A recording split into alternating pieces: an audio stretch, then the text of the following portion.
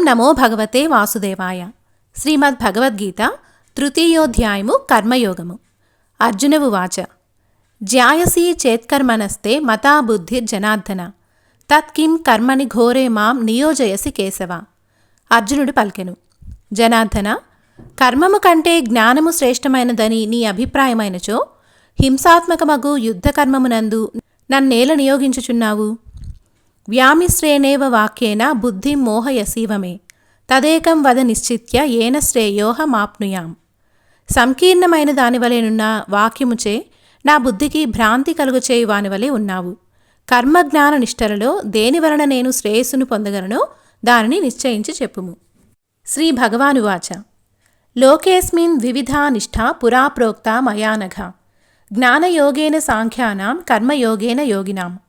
శ్రీకృష్ణ భగవానుడు పలికెను, పాపరహితుడగు ఓ అర్జున, పూర్వం ఈ లోకమున నాచేత చిత్తశుద్ధి కలిగిన ఆత్మానాత్మ వివేక జ్ఞానవంతులకు జ్ఞానయోగము, చిత్తశుద్ధి లేనివారికి నిష్కామ కర్మయోగము చెప్పబడినవి.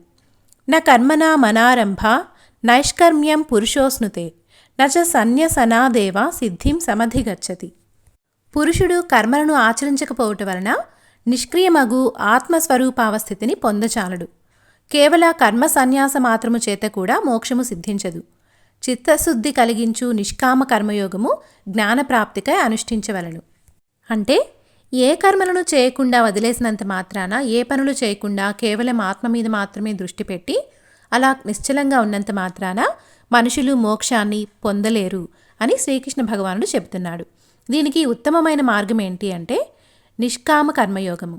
అంటే ఎలాంటి కోరికలు లేకుండా కర్మలను ఆచరించడం. అది మాత్రమే మనకి సరైన జ్ఞానాన్ని, మోక్షాన్ని ప్రసాదిస్తుంది అని, ఆత్మ యొక్క అసలైన స్వరూపాన్ని తెలియజేస్తుంది అని శ్రీకృష్ణ భగవానుడు చెబుతున్నాడు. నహి కశ్చిత్ క్షణమపి జాతు తిష్టత్య కర్మకృత్ కార్యతే హ్యవసః కర్మ సర్వ ప్రకృతి జైర్గుణై. ఎవడునూ ఒక్క క్షణకాలమైన కర్మమును అనర్చకుండా ఉండజాలడు. ప్రకృతి సహజములైన సత్వరజస్తమోగుణములచే ప్రేరేపింపబడి అందరూ బలాత్కారముగా కర్మలను అనర్చునే ఉందురు. కర్మేంద్రియాని సంయమ్య యా ఆస్తే మనసా స్మరన్ ఇంద్రియార్థాన్ విమూఢాత్మ మిథ్యాచార స ఉచ్యతే. ఎవడు కర్మేంద్రియములను నిగ్రహించి ఇంద్రియ విషయములగు శబ్ద స్పర్శ రూప రసగంధములను మనసా స్మరించుచుండునో అట్టి మూఢాంతఃకరణుడు నటన చేయువాడని చెప్పబడును. అంటే ఇంద్రియాల ద్వారా కర్మలను నిగ్రహించి ఆ కర్మల విషయాల గురించి ఆలోచిస్తూ ఉన్నంత మాత్రాన మనము స్థితప్రజ్ఞులమని అర్థం కాదు. అంటే ఉదాహరణకి, ఇప్పుడు మనకి ఎవరి మీదైనా బాగా కోపం వచ్చిందనుకోండి, వాళ్ళకి హాని చేయాలి అనుకున్నాము, కానీ హాని చేయడం తప్పు అని హాని చేయకుండా కర్మని మనం నియంత్రించగలిగాము అనుకోండి. కానీ దాని గురించే మనసులో ఆలోచిస్తూ వాళ్ళకి హాని చేయాలనే ఆలోచన కలిగి ఉండి, లేదా వాళ్ళ మీద ఉన్న కోపాన్ని, ద్వేషాన్ని మనసులో అలాగే కలిగి ఉండడం వలన అది నటన మాత్రమే అవుతుంది, కానీ నిజంగా ఇంద్రియాలని వశపరుచుకోవడం, నిగ్రహించడం అనేది కాదు అని శ్రీకృష్ణ భగవానుడు చెబుతున్నాడు. యస్త్వింద్రియాని మనసా నియమ్యారభతేర్జున కర్మేంద్రియై కర్మయోగం అసక్తస్స విశిష్యతే. ఎవడు జ్ఞానేంద్రియములను మనసా నియమించి కర్మేంద్రియములతో నిష్కామ కర్మయోగమును అనుష్ఠించునో అతడు పైన చెప్పిన కపటి కంటే శ్రేష్ఠుడు. అంటే ఇందాక చెప్పుకున్నట్లు కర్మలు మాత్రం చేయకుండా ఉండి ఆ కర్మల గురించిన ఆలోచనలను మనసులో ఉంచుకోవడం వల్ల ఉపయోగం లేదు. దానికంటే మనసును నియంత్రించుకుంటూ, అంటే ఆ భావోద్వేగాలను మన అదుపులోకి తెచ్చుకుంటూ కర్మలను నిష్కామంగా ఎలాంటి ప్రతిఫలాన్ని ఆశించకుండా చేయడం అనేది ఉత్తమము అని శ్రీకృష్ణ భగవానుడు చెబుతున్నాడు. నియతం కురు కర్మత్వం కర్మ జాయోహ్య కర్మణః శరీరయాత్రాపి చతేన ప్రసిద్ధేద కర్మణః. నీవు శాస్త్రోక్తమైన నిత్యకర్మను చేయుము. అజ్ఞానికి కర్మ చేయకుండుట కంటే చేయుటయే మేలు. కర్మాచరణము లేనిచో నీకు శరీరయాత్ర కూడా గడవదు.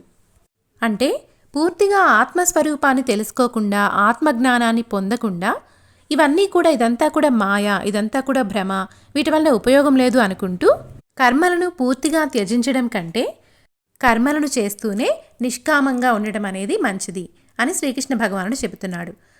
అంటే జ్ఞానేంద్రియాలని, కర్మేంద్రియాలని అన్నింటినీ కూడా నియంత్రించగలిగిన వాళ్ళకి, అదుపులోకి తెచ్చుకోగలిగిన వాళ్ళకి ఈ కర్మ అనేది అవసరం లేదు, కర్మలు చేయడం అనేది అవసరం లేదు. కానీ ఆ జ్ఞానం ఇంకా కలగని వారికి కర్మలు చేయడం అనేది తప్పనిసరి, శరీరయాత్ర జరగడం కోసం. యజ్ఞార్థాత్ కర్మణోన్యత్ర లోకోయం కర్మబంధనః తదర్థం కర్మ కౌంతేయ ముక్తసంగ సమాచర.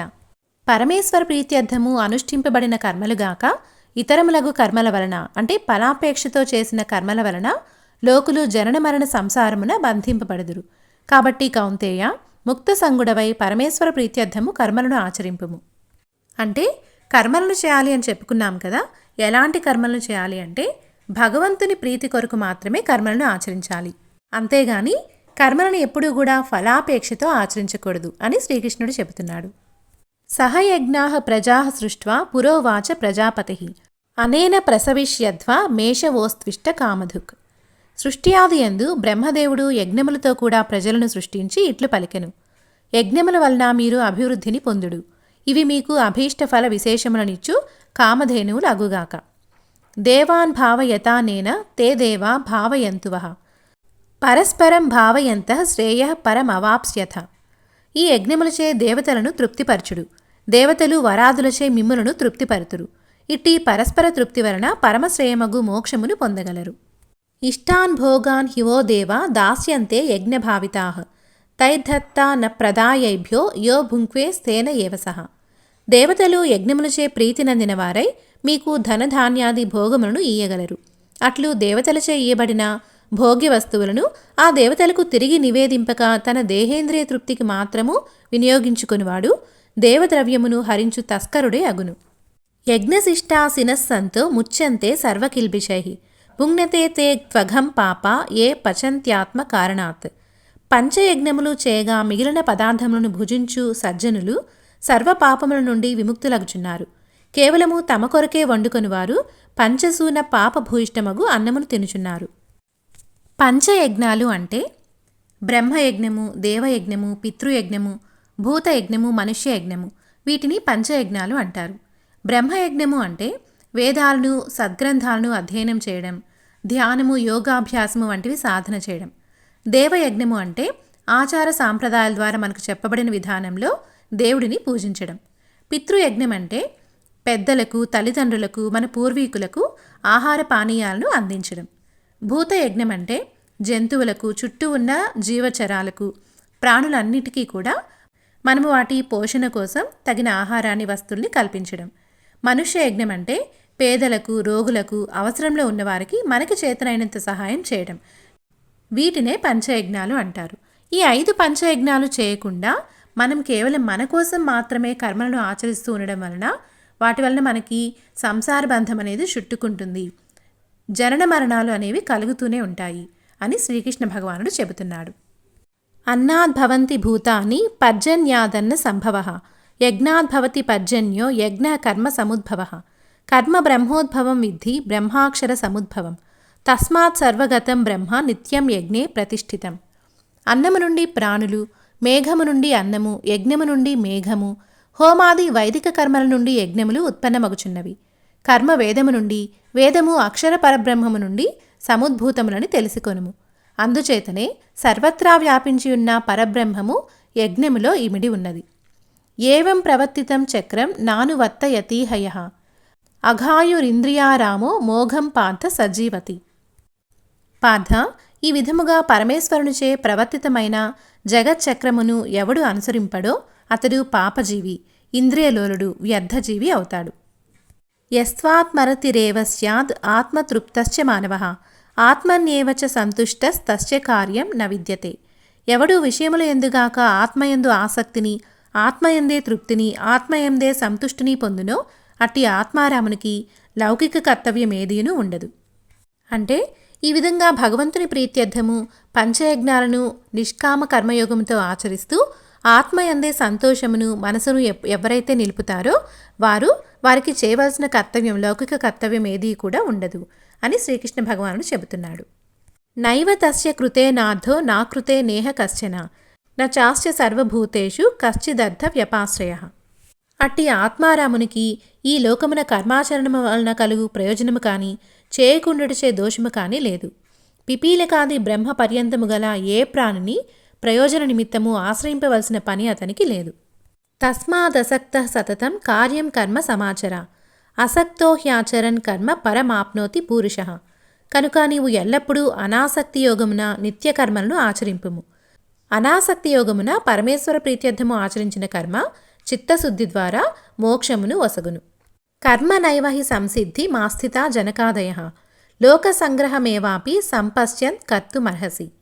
జనకుడు మున్నగు రాజసులు నిష్కామ కర్మయోగము వలననే మోక్షమును పొందిరి. నీవు చిత్తశుద్ధి కలిగి కర్మలతో పనిలేని జ్ఞానివైనను లోక సంగ్రహార్థము కర్మలను తప్పక చేయవలను. అంటే జనక మహారాజు ఉత్తమమైన ఆధ్యాత్మిక స్థితిలో ఉండేవారు. అయినప్పటికీ కూడా ఆయన మిథిలా నగరానికి రాజైనందున కర్మలను ఆచరింపక తప్పదు. ప్రజల కోసం, ఆయనను నమ్ముకున్న ప్రజల కోసం ఆయన తప్పనిసరిగా కర్మలను ఆచరించవలసి ఉండేది. అలా నీ కోసం కాకుండా లోకరక్షణ కోసం కర్మలను ఆచరించాలి అని శ్రీకృష్ణ భగవానుడు చెబుతున్నాడు. యద్యదాచరతి శ్రేష్టస్తత్తదే వేతరో జనః స యత్ప్రమాణం కురుతే లోకస్తదను వర్తతే. శ్రేష్ఠులగు వ్యక్తులు ఏ కర్మను చేయుదురో సామాన్య జనులు దానినే చేయుదురు. వారు లౌకిక వైదిక వ్యవహారములందు దేనిని ప్రమాణముగా గ్రహింతురో లోకులు కూడా దానినే అనుసరింతురు. అంటే ఇప్పుడు జనక మహారాజు ఉత్తమ ఆధ్యాత్మిక స్థితిలో ఉన్నారు కాబట్టి నాకు ఆత్మజ్ఞానం కలిగింది, నేను కర్మలను ఆచరించవలసిన అవసరం లేదు అని ఊరుకుంటే ప్రజలు కూడా యథా రాజా తథా ప్రజ అన్నట్లు రాజు ఎలా ఉంటాడో ప్రజలు కూడా ఆయన్నే అనుసరిస్తారు. ప్రజలు కూడా ఆయననే అనుసరిస్తూ వారు కూడా కర్మలను త్యజించి, అంటే ఆత్మజ్ఞానాన్ని పొందకుండానే వారు కర్మలను త్యజించి మోక్షానికి అర్హులు కాకుండా ఉంటారు. కాబట్టి లోక సంగ్రహం కోసమైనా కర్మలను ఆచరించాలి ఉత్తమ పురుషులు అని శ్రీకృష్ణ భగవానుడు చెబుతున్నాడు.